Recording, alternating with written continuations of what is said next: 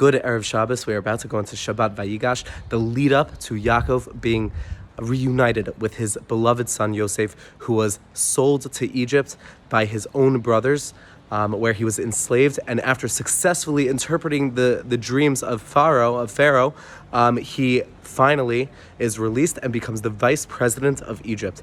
Now, one idea we want to focus on is, if we think back to a couple weeks ago, Reuven goes up against his brothers after they say, you know what, we should kill Yosef. Reuven says, you know what, we shouldn't kill him. He shouldn't die by our hand. Rather, let's throw him in a pit.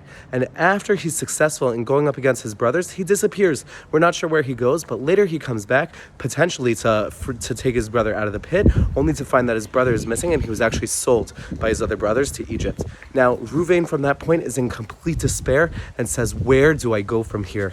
Now, only a couple weeks later we read, when in truth it's been 22 years, but a couple weeks later we read that Reuven is reunited with his brother. He sees that his brother is exactly where he's supposed to be. He's leading the story forward. He's made a name for himself, and this is exactly where God wanted him to be. But only 22 years later did he realize that he didn't make a mistake. He realized that despair that he was feeling all worked out for the best. It's an amazing lesson for all of us. As we feel that despair, sometimes we think, I made such a mistake, where do I go from here? Rather, we're exactly where God wants us to be, and it's a lesson for us to learn every day. Shabbat Shalom.